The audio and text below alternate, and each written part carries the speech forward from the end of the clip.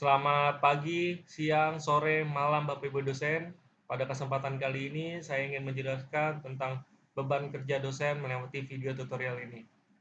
Pada halaman login, Bapak Ibu dosen diharapkan memasukkan username dan password yang dapat diperoleh dari divisi bagian ICT UPJ. Jika proses login berjalan dengan lancar, maka selanjutnya Bapak Ibu dosen akan diarahkan menuju tampilan dashboard aplikasi BKD.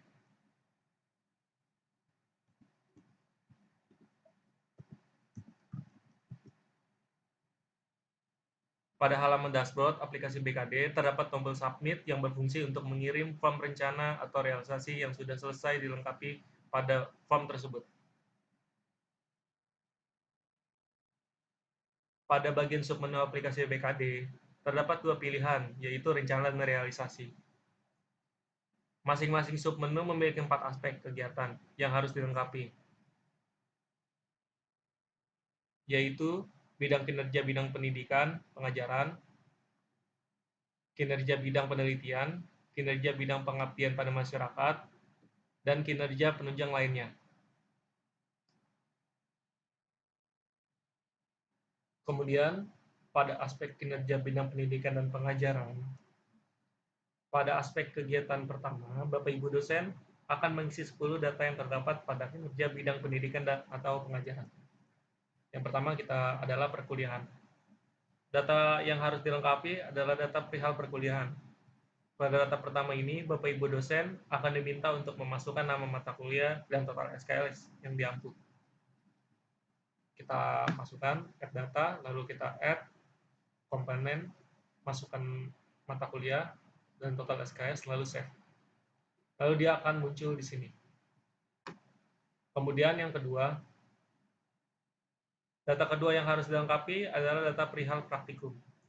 Pada data kedua ini, Bapak Ibu dosen akan diminta untuk memasukkan nama mata kuliah dan total SKS yang melakukan kegiatan praktikum. Lalu kita tambah data, add, komponen, nama mata kuliah, dan total SKS juga. Lalu kita save. Dan di sini ada langsung muncul. Sama seperti 1 dan 2, 3 dan 4, 5, semuanya isinya sama. Sesuai dengan step yang tadi.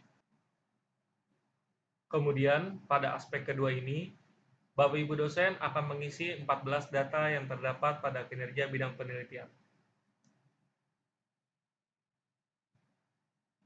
Data pertama yang harus dilengkapi adalah data perihal penelitian kelompok. Pada data pertama ini, Bapak Ibu dosen akan diminta untuk memasukkan judul penelitian, total SKS, dan bukti dokumen penelitian. Kita tambah data saja. Masukkan judul penelitian, kita masukkan namanya tes saja. 1, 2. Jenis penelitiannya bisa dipilih sesuai dengan kebutuhan. Dan di sini bisa langsung pilih file, tentukan file yang Bapak Ibu lalu klik open. Dan di sini langsung total SKS-nya lalu disimpan. Dan dia langsung muncul di sini. Kemudian, data yang kedua yang harus dilengkapi adalah data perihal penelitian mandiri. Pada data kedua ini, Bapak Ibu dosen akan diminta untuk memasukkan komponen dan total SKS yang melakukan kegiatan penelitian mandiri. Lalu klik saja tambah data, masukkan komponen, pilih kategori, tahap penelitian, dan sini hasil akhir. Lalu klik saya simpan. Lalu yang nomor 3 sampai seterusnya semuanya caranya sama seperti nomor 1 dan 2. Kemudian pada aspek kegiatan ketiga ini, Bapak Ibu dosen akan mengisi 5 data yang terdapat pada kinerja bidang pengabdian pada masyarakat. Data pertama yang harus dilengkapi adalah data perihal kegiatan pengabdian masyarakat. Pada data pertama ini, Bapak Ibu dosen akan diminta untuk memasukkan judul Pengmas, ekuivalen, total jam selama pelaksanaan pengabdian masyarakat. Kita klik saja tambah data, judul Pengmasnya, kita tulis saja sesuai dengan kebutuhan Bapak Ibu dosen.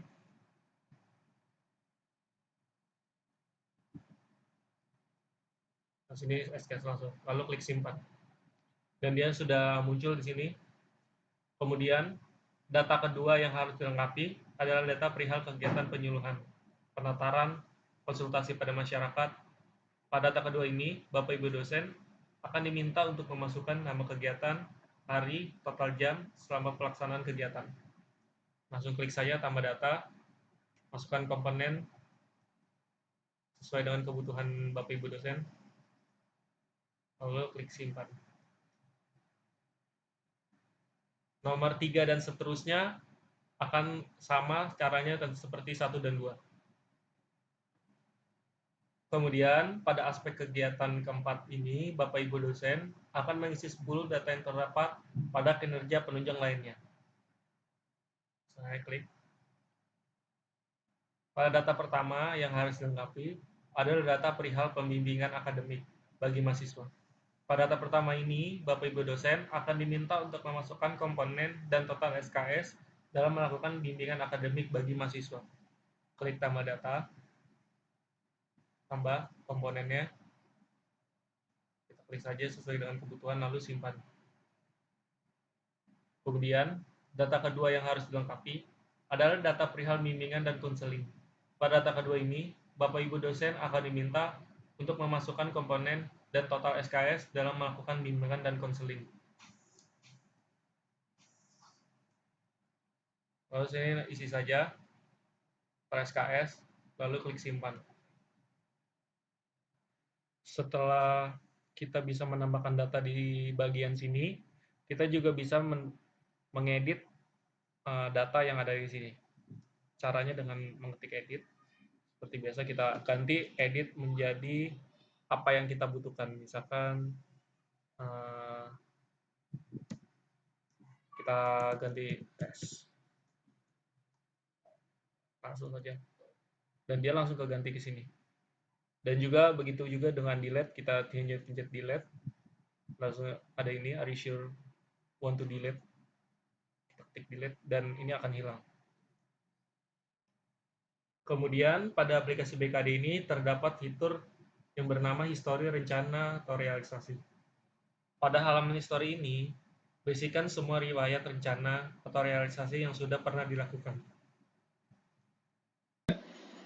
Di sini saya akan membuat video cara penggunaan ataupun penjelasan di dalam aplikasi beban kerja dosen ini, yang dimana saya akan menjelaskan tentang tools realisasi, yang dimana ada 4 submenu. Salah satunya itu kinerja bidang pendidikan, yang kedua itu kinerja bidang penelitian, yang ketiga itu kinerja bidang pengabdian pada masyarakat, yang keempat itu kinerja bidang penunjang.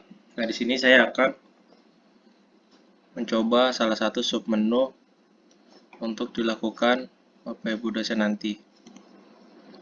Nah, di sini saya sudah klik di mana ada tools kinerja bidang pendidikan dan ada beberapa tabel yang akan Bapak Ibu dosen gunakan. Yang pertama itu perkuliahan, yang kedua itu praktikum, ketiga bimbingan praktik kerja, keempat seminar terjadwal, kelima bimbingan tugas akhir, keenam menguji tugas akhir, ketujuh menguji proposal skripsi, ke-8 membimbing dosen muda, ke-9 data sharing, terakhir itu mengembangkan program pengajaran. Nah, di sini saya akan coba input data di tabel perkuliahan. Kita add saja komponennya, kita masukkan dasar logika, SKS-nya kita buat 3. Simpan. Masuk dasar logika SKS 3 di tabel perkuliahan. Kita lanjutkan. Tabel kedua itu praktikum, tambah data. Kita ambil sistem basis data. Biasanya itu 4. Kita simpan.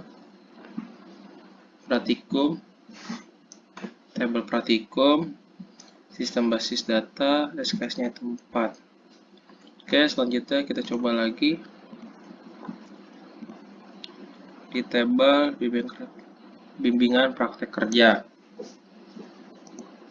Kita buat sistem basis data lagi dengan SKS 2.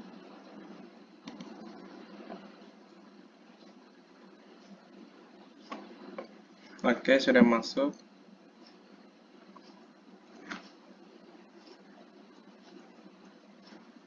Selanjutnya kita coba lagi. Coba di seminar. Kita masukkan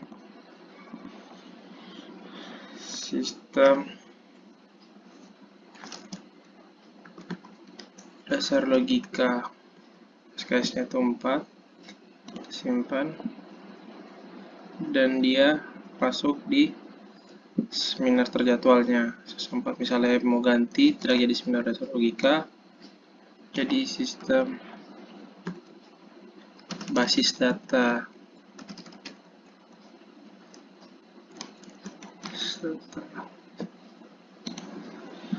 Tinggal edit saja dan dia akan muncul sistem basis data. Oke, selanjutnya coba lagi yang terakhir, tugas akhir. Kita ambil tugas akhirnya itu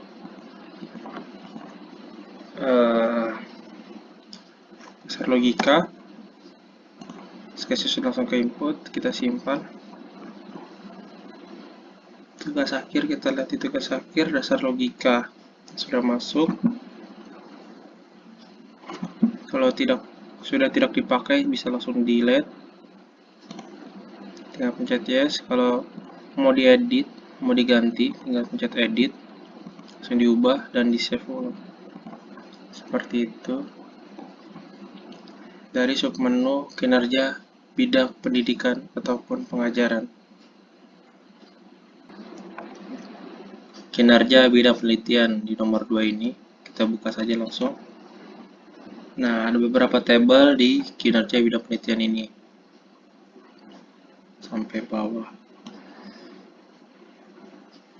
Sini ada pertama melakukan penelitian kelompok, melakukan penelitian mandiri, nulis buku, menerbangkan buku, menyuting buku, nulis diktat sebagai asesor PKD, menulis jurnal ilmiah, memberi hak paten, menulis media masa sesuai bidang, menyampaikan orasi ilmiah, menyajikan makalah dalam seminar. Yang terakhir, kajian. Nah, di sini kita akan coba tabel di dalam kinerja bidang penelitian. Kita coba tambah data, melakukan penelitian kelompok. Contohnya kita ambil bakti sosial, ambil dalam 2 SKS, kita simpan. Oke, bakti sosial masuk, sudah muncul bakti sosial. Misalnya ada 2 dubbing, kita tinggal delete saja. Bakti sosial dengan 2 SKS. Kita coba isi lagi. Kita ambil yang melakukan penelitian mandiri. Contohnya kita ambil penelitian basis script.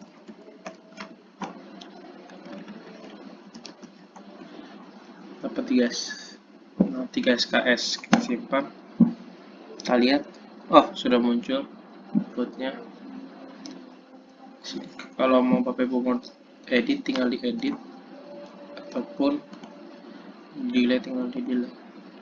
Sama seperti tadi. Kita coba lagi yang di bawah bagian bawahnya. Kita ambil ting buku, kita ambilnya modul, kita coba ambil modul dengan 2 SKS, kita simpan, kita cek modul. Oke, sudah masuk SKS. Kita coba lagi, kita coba yang terakhir, kita ambil yang nulis jurnal ilmiah. Kita mau buat jurnal pengembangan sistem basis data, SKS-nya 5, simpan. Jurnal ilmiah kita cari. Oke, sudah masuk dengan 5 SKS sudah. Kalau mau diedit, Misalnya tidak jadi pengemasan sistem data, tinggal diedit. Kalau tidak jadi tinggal keluar. Ataupun tidak dipakai, tinggal pencet delete dan hapus data ini. Seperti itu. Di dalam submenu yang ada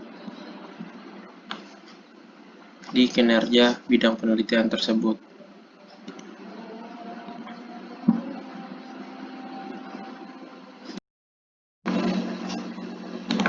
Sini kita melanjutkan di submenu nomor 3, yaitu kinerja bidang pengabdian pada masyarakat. Saja, di sini ada berbagai macam tabel di dalam kinerja bidang pengabdian masyarakat. Ada 1, 2, 3, 4, 5. Ada 5 tabel yang Bapak Ibu bisa isi. Nanti di tabel tersebut kita coba isi di tabel kedua. Kita ambilnya itu bakti sosial, SKS-nya kita ambil 3. Kita lihat, nah sudah masuk ke SKS 3. Situ. Kita coba lagi.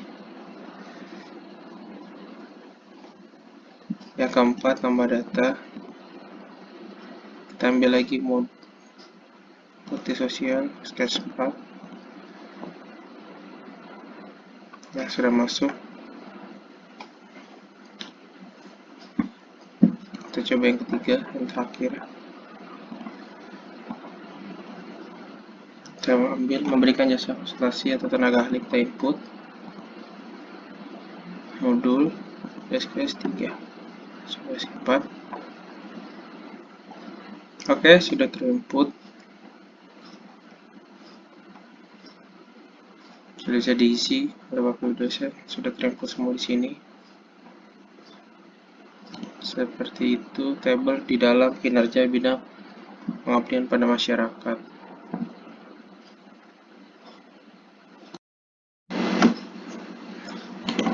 Oke, kita lihat langsung saja di submenu 4 di kinerja bidang penunjang.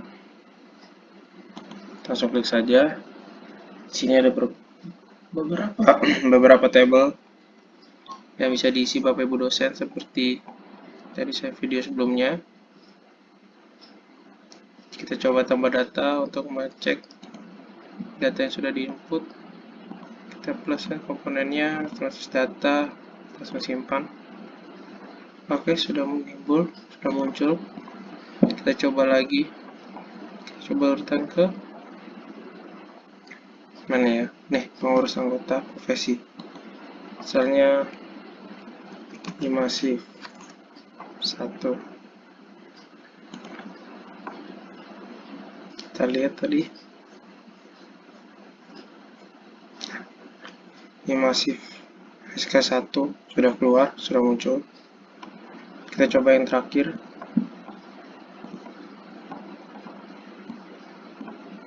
Kita internal, misalnya workshop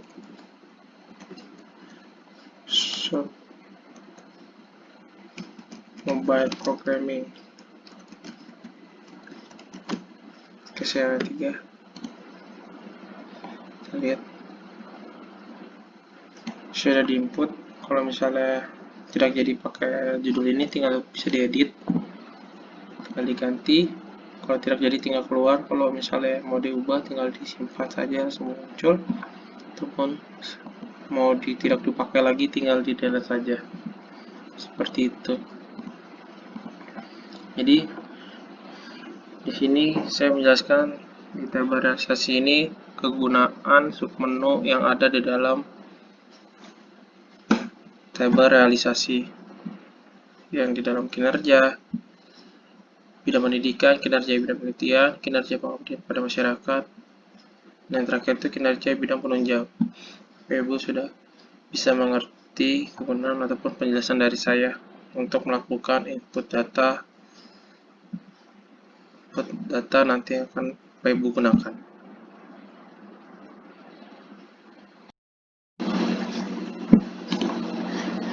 Oke, selanjutnya Bapak Ibu dosen bisa melihat di aplikasi beban kerja dosen ini. Di sini memiliki fitur user yang dimana ada profil, tinggal diklik. Nah, di sini ada data diri ataupun nama pengguna di dalam aplikasi beban kerja dosen ini. Tabel kiri ini profilnya sudah jadi. Nah, sebelah kanan ini untuk Bapak Ibu dosen menggantikan password lama menjadi password yang baru, diubah, dan ataupun profil Bapak Ibu dosen akan mau diganti, tinggal masukkan di browser, sudah disimpan, langsung disubmit kedua-duanya, langsung masuk seperti tabel sebelah kiri ini. Untuk aplikasi fitur user Bapak Ibu dosen akan gunakan nanti.